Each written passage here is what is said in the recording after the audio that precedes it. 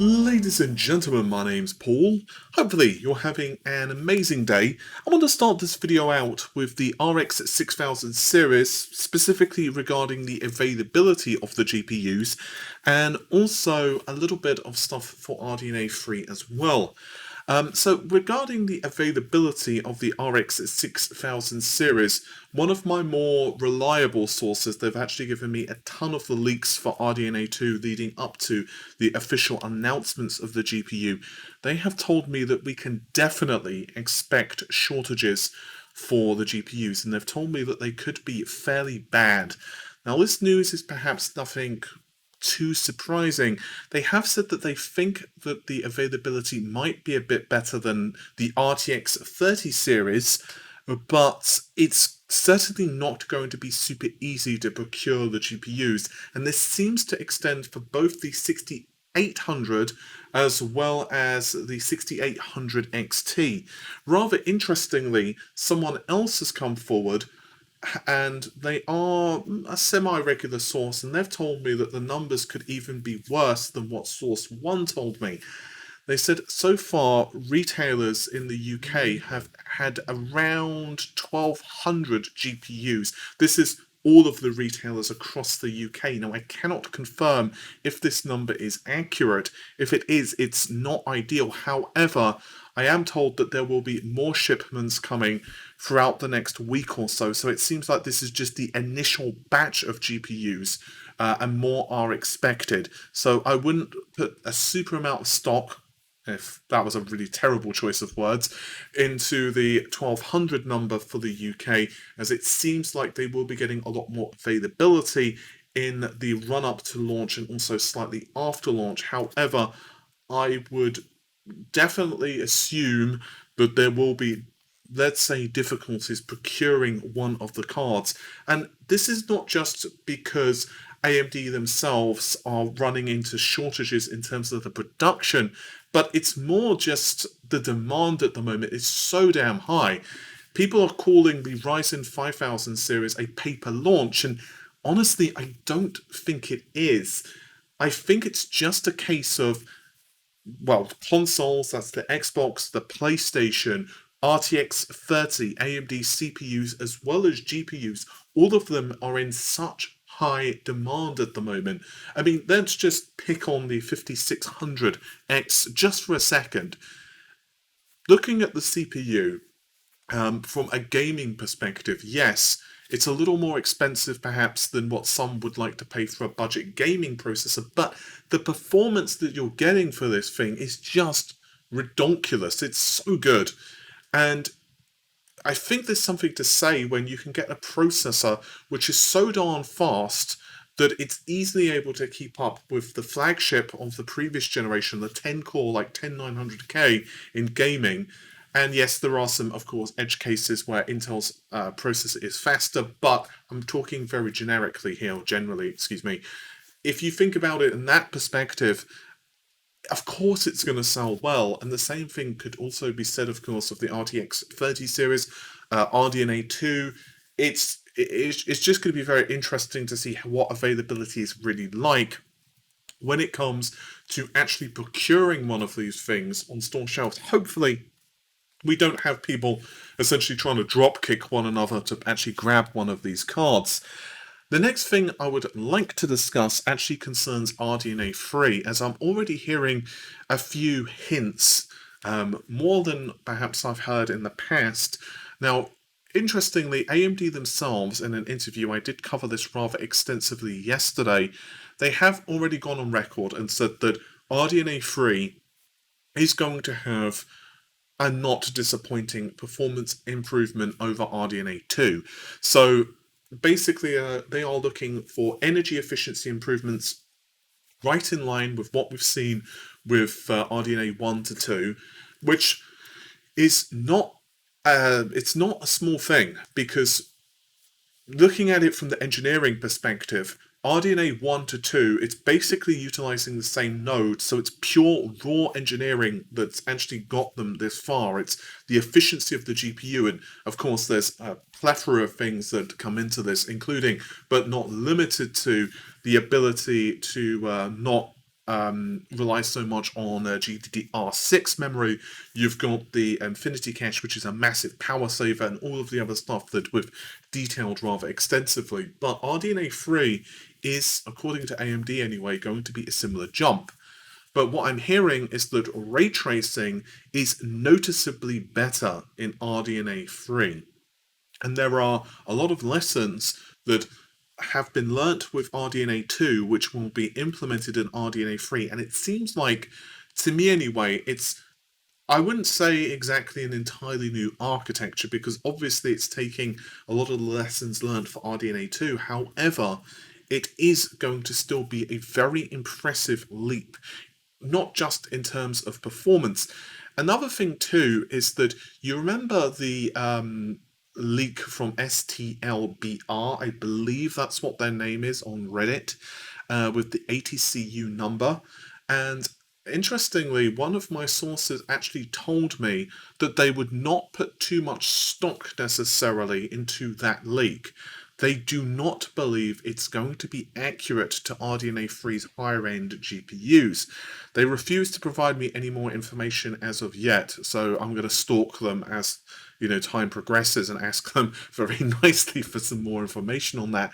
But they do seem to tell me that they would not take those specs that, again, were accurate, rather alarmingly slow actually for RDNA 2, but they are pretty certain that they are not correct for RDNA 3. And they think that there are a lot of changes that are not being registered there.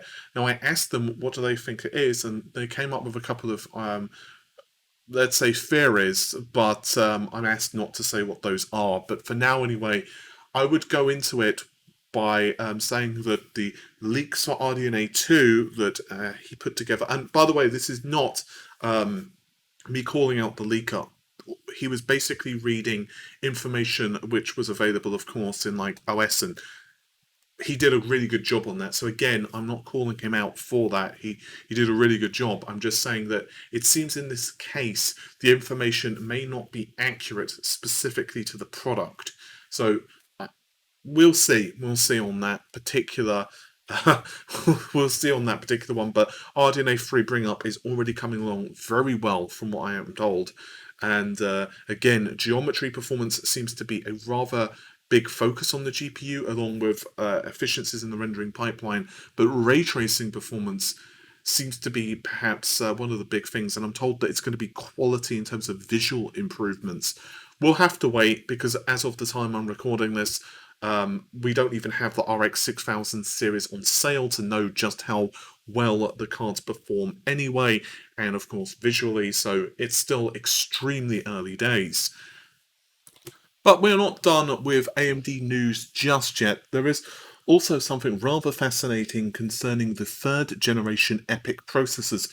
Specifically, this is 7763, aka Milan. Of course, this is the successor to Rome. Rome was built on the Zen 2 processor cores, whereas Milan, as you would probably guess, is built utilizing Zen 3's architecture. And we have some pretty exhaustive leaks and specifications for these processors, which we're going to get into in just a moment. But first, a quick word from the video's sponsor, Boost Gaming. Boost Gaming works with companies such as Valve, Microsoft, Sony directly, so you can buy with confidence. If you want to help support the channel, you can use the affiliate link in the description below. With the release of the Xbox Series X, obviously Xbox Live subscriptions are rather popular at the moment. So again, if you do want to help support the channel, you can use the affiliate link below. Not only do we have specifications of these CPUs, which have actually been fully leaked thanks to some screenshots. We'll get into the software side of things in just a moment. But we also, believe it or not, actually have photos of the CPU as well. And I have to say that it looks, well, you could say it looks epic. I'm sorry. I'm sorry. I'm sorry. I'm so sorry. Anyway, this has been originally posted on Chip Hell with a member by the name of Diogin. Hopefully, I've pronounced that correctly, or Diogin. That's Diogin. And obviously, they have managed to procure one of these samples. Although credit to Momomo on Twitter for actually resharing this.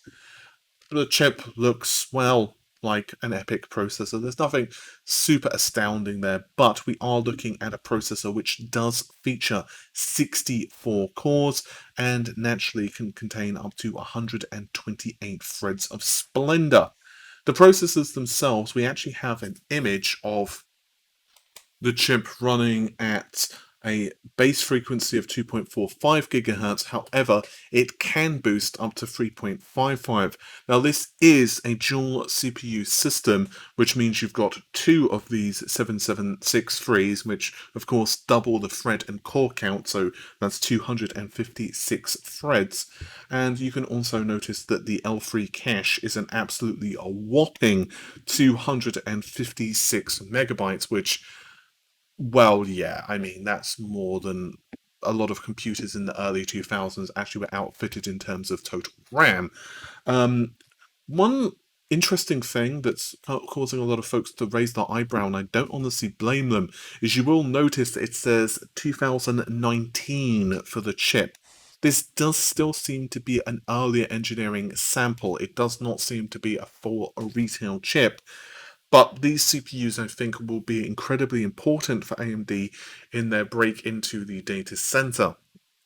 Obviously, Intel still have quite the foothold there, and that's putting it mildly, because while this might sound counterintuitive, it's not just performance and performance per watt, which actually is important in the data center, but it's also software optimization and stability. Now, again, I'm not saying that AMD processors fall over if you run workloads on them. No, of course not. EPYC is an incredibly stable platform. However, the fact of the matter is that many companies, many corporations have spent a lot of money, a lot of time, a lot of investment optimizing their software stack on Intel processors. So this means it's a lot harder to transition to AMD, not just in terms of optimization, but just making certain that they don't have any crashes, any errors, especially if they're utilizing specific Intel instructions or just specific nuances of the Intel architecture. And obviously, if you have optimized very heavily, this could be the case. I do think AMD will start breaking into the server market. I think folks are really surprised with how relatively slow it's been, but again, it's not surprising for me. It's one of those situations where it takes time to really fully leverage the architecture, I think, and it's going to be a while, but I think AMD are going to break through, and the performance per watt savings are quite tremendous. Intel will help hit back, excuse me, but it's going to take a while for them to actually have CPUs which are capable of doing so at a decent performance per watt.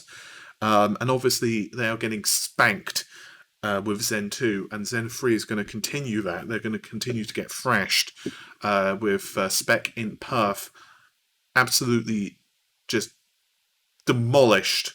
The performance of Spec Int Perf on the Intel side is being demolished by what Zen 3 is capable of. So that plus power savings, which obviously reduce the cost of data centers or servers running, I think that will start to definitely play into things. But speaking of Intel, there is actually a rather, well, fascinating set of news actually for Intel. The first is CapFrameX on Twitter. They actually produce software for benchmarking, so it's pretty cool, the software. And they have Rocket Lake scores, and they are stating that Rocket Lake Cinebench R20 single thread hits 655, which is essentially identical to that of the 5950X, which scores around 650. But this clock frequency, they are saying runs at 5.5 gigahertz. I just want to repeat that. 5.5 gigahertz. Now, there's another chap, Raichu on Twitter, and they have stated that Rocket Lake is actually not running at this clock frequency as default.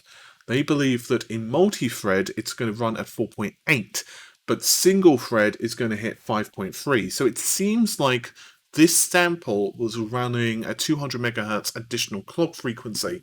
But still, if this is what the CPUs can run at, that's still bloody impressive. Naturally, it's almost certain that you're going to be able to set different frequencies or different multipliers, I guess is the more appropriate way of putting it, depending on workload. But will it be enough to take on AMD? I think Rocket Lake is going to be compelling for gaming. It's only an 8-core, 16-thread part. And obviously, Intel themselves have already detailed a lot of the processor. We know that it is indeed a backport. Essentially, it's a backport of Sunny Cove onto the 14nm process. So I'm actually really happy that my information of it being a backport was correct. I have to say that there was a point where I was starting to doubt that information, but it's nice to actually be proven right. I will not condemn or praise Rocket Lake until I actually see numbers. And I have friends who only game on the PC. So if Rocket Lake is 2 frames a second faster on average than AMD, and it's comparably priced in terms of, core count and stuff like that, or even if it's fewer cores, but, roughly the same price, they would buy Rocket Lake. Just because all they do is game. They just want the fastest gaming product. It doesn't matter if AMD win in every single other benchmark. They do not care. All they care about is gaming. But of course, that is not the be-all and end-all, and there are a number of people who do very much care about other things, such as virtual machine work, or 3D rendering, or whatever. So it's going to be interesting to me how those workloads scale. Adobe Premiere, just for example, scales very well with clock frequency, and it's only started to become better at multi-threading more recently, but it does still rather like clock frequency. So an application like Adobe, it will be curious to see how it performs on Rocket Lake versus what we actually have. I also want to discuss switching very rapidly there to a different topic, to the PlayStation 5. This is a very interesting discussion thanks to Digital Foundry and their work on DMC's Special Edition on the Xbox Series X and PS5. I won't go over their entire results because that would be very unfair to them, so I'll link their video in the description. But there is an interesting little discovery, and that is that DMC basically, I would say, pretty much does identical on the PS5 versus Xbox. The Xbox has certain advantages in, say, ray tracing, but it's not by much, and the PS5 has other advantages in gameplay on certain modes, but again, it's not by much. And there is an awful lot of chatter as to the reasons this is, and perhaps I can add a little bit into this. So Matt Hargett, who is obviously a former PlayStation employee, he also has been very gracious enough to be on a podcast a couple of times. The last time was with Matt, with Bob Duffy from Intel. It was really cool. Hopefully we can have another podcast at some point. Everyone's just been so busy with product launches and stuff like that. But I want to get both of them back on. And also I'm working on another really cool podcast with a couple of very interesting guests, but I won't say anything more until we've got the paperwork ironed out there. However, I will say that Matt made a tweet where he was, well, I'm going to read it verbatim. I mentioned one aspect of the system design choices being different. Imagine when people have more time to really optimize the code/data to hit the caches more often. And this is actually a post. He links to a tweet he made back in July the 1st, and he said that this is certainly one dimension of reducing inter-fabric latency. Cache latency / invalidation and intercore bandwidths are primary problems to solve for 120 Hz gaming, more so than raw RAM bandwidth in my opinion. Latency going out to RAM is a real killer when your frame time is 8 ms. It's worth noting that Matt is still under a ton of NDAs just because he's no longer a Sony employee, and just because the PlayStation 5 has released in the US, he does have a lot of confidential information going through his noggin, and therefore he is not going to implicitly state features of one platform or another for obvious reasons. I did, however, messaged him and just asked him for a bit of clarification, and he said that it is imperative to realize that it is the beginning of the generation, so developers have more time to tune their code/cache for better cache hits, and it will get more consistent results as the generation continues. He also stressed that this is not to say that the Xbox does not have certain advantages with the wider approach. I have more extensively detailed this in other videos, but basically the wider design of the Xbox does provide definite benefits just in terms of raw compute capabilities, for example. The TLDR of all of this is that there are a lot of different elements and moving parts to a system which you may not be able to tell simply by looking at the raw spec sheets of like the number of T-flops, for example, of a GPU, and cache latencies are an incredibly intricate part of this. I mentioned recently that a developer was talking to me that the L3 cache of the PS3 seems to have received a lot of customization to reduce intercore latencies, and I will be curious to see how this generation continues. I've also been told that the Xbox Series X is still being optimized and that the SDKs for it are still being tweaked and improved. Whereas PlayStation, it seems that there was less of a. It basically took the PS4 API and just drastically improved upon it, tweaking it and adding in additional stuff as required, of course, for the extra functionality, whereas Microsoft did a lot of reworking. And if you recall on the channel, I did mention that the Xbox Series X in particular had MP delayed. It was originally going to start hitting mass production in June, but I believe it got delayed because of driver quirks and improvements. So I think what I'm basically trying to say is that at this point, the generation is so damn early just across the board. And I think there's still a lot of work that we can get out of these machines. I don't think it's anywhere near tapping the potential with a port like Devil May Cry. And the other fact too is a game like Devil May Cry, it was never built from the ground up to fully take advantage of the consoles either. So I think it will take a couple of generations of games, late 2021, probably even 2022, before we fully start to see what the systems are capable of. As for me, I've got my Xbox Series X and I'm really liking it so far. I've done some gaming on it, and for me it's whisper quiet, really nice system. And I really look forward to seeing what Microsoft and Sony both bring to the table. The last thing I'd like to finish, though, with is actually Phil Spencer, as Phil Spencer has made a very interesting tweet. He wants to thank you for supporting the largest launch in Xbox history. In 24 hours, more new consoles sold in more countries than ever before. We're working with retail to resupply as quickly as possible. You continue to show us the connective power of play is more important than ever. End quote. I have to say, I'm really happy that the Xbox is selling well. I think that's fantastic. I've mentioned a trillion times in videos that I want competition from all angles. AMD getting into the GPU market in high-end terms is absolutely fantastic. AMD bringing competition to the CPUs is fantastic, and it's one of the reasons I want Intel to hit back with gaming performance with Rocket Lake. And of course, Sony dominating in gaming is not good, in my opinion anyway, for the market. I think competition is always a good thing. Hopefully, when the exclusives start trickling out for Microsoft, which we know they will, they own so many studios at this point, I think it's going to be a very interesting time for gaming over the next couple of years, and I am super, super hyped and thrilled to see what we can see these consoles really do. With all of that said though, thank you very much for watching the video, the normal stuff. Like, share, comment and subscribe, and thank you very much for watching. Take care of yourselves. Bye for now.